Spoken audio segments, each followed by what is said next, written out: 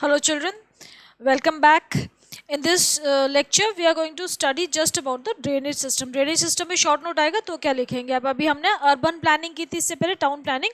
उसमें ना अगर सिटिडल पे आपको शॉर्ट नोट आएगा तो आप सिटिडल वाले पॉइंट्स रखना कि सिटिडल क्या था, उसकी चारों वॉल्स वगैरह, उसके अंदर क्या कौन कौन सी पब्लिक बिल्डिंग्स थी, वो सारे एक्सप्लेन करना. मतलब मैं आपको बार बार ये कह रही हूँ कि मार्क्स के हिसाब से कम 9 से 10 सेंटेंस लिखने पड़ेंगे, 9 से 10 पॉइंट्स लिखने पड़ेंगे. ठीक है, 9 to 10 लाइन्स की बात नहीं करी, सेंटेंस की बात कर रही हूँ. आपको लाइन और सेंटेंस में डिफरेंस पता है ना? लाइन तो ये हो गई, जैसे एग्जाम्पल बताती हूँ अगर किसी को नहीं पता.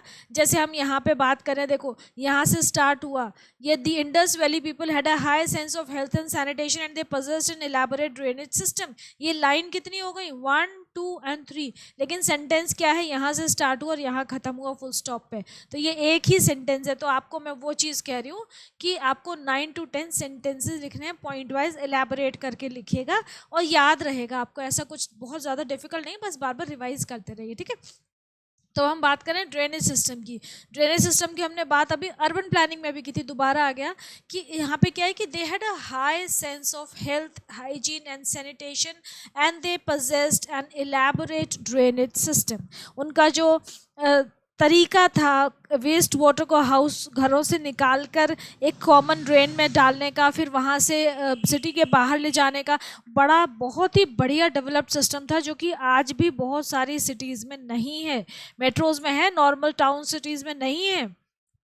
तो वो आपको पॉइंट्स ध्यान रखने हैं. जैसे फर्स्ट पॉइंट क्या हो जाएगा? Each house had its own small drains which were directly connected with the street drain. घरों से अपनी सेपरेट नाली, ड्रेन का मतलब नाली जो निकलती थी वो स्ट्रीट ड्रेन में जाके कनेक्ट होती थी. तो ये आपका हो जाएगा first point.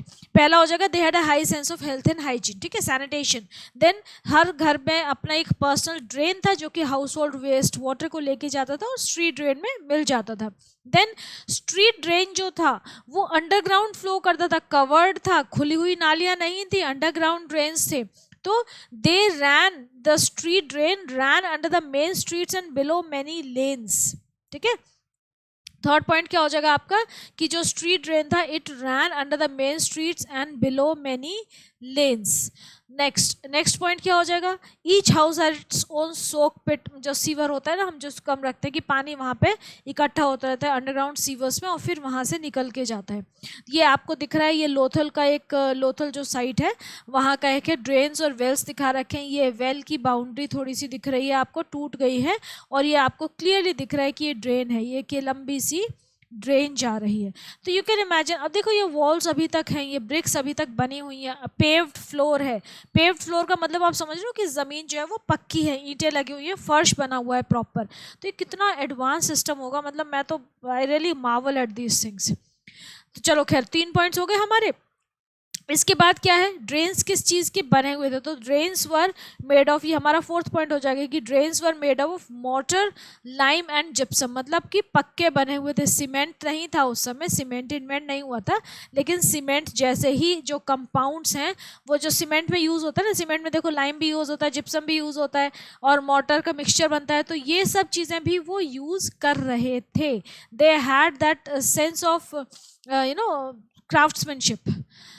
Okay, they were covered with bricks and stones. जो उनकी नालियाँ थी वो प्रॉपर पक्की नाली जिसको हम कहते हैं बनी हुई थी, और कवर्ड ड्रेन्स थे. They were covered with bricks and stones. पत्थर रखे हुए थे या ईंटें रख देते थे, और मेन होल्स होते थे. They were manholes at regular intervals for inspection. ताकि उसको खोल के, आपने देखा ना अभी वो जो लोहे के ढक्कन बने होते हैं उसको मैन होल बोलते हैं, ताकि वो खोल के वहाँ पे अगर कोई ब्लॉकेज है तो उसका इंस्पेक्शन कर सके, उसको ठीक कर सके. तो they were manholes at regular intervals for inspection. People did not throw ash and other refuse in the drains. लोग इतने सेंसिबल थे, they had such great high civic sense कि फालतू चीज़ें वो नालियों में नहीं फेंकते थे कि नाली ब्लॉक हो जाए.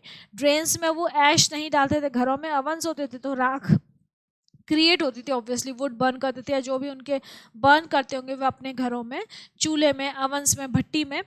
तो उसमें वो जो ऐश क्रिएट होती थी उसको वो सॉइल में मिक्स करते होंगे या उससे और कुछ करते होंगे, उसको वो ड्रेन्स में नहीं डालते थे कि ड्रेन्स ब्लॉक हो जाए एंड अदर थिंग्स. ठीक है, सो दे हैड, आप यहाँ पे कह सकते हैं कि they had a high civic sense, बहुत ज़्यादा सेंसिबल लोग थे वो, है ना। और ये नहीं कि आपको कहने की ज़रूरत है, मतलब दे हैड दैट सेंस, तो they were really developed society.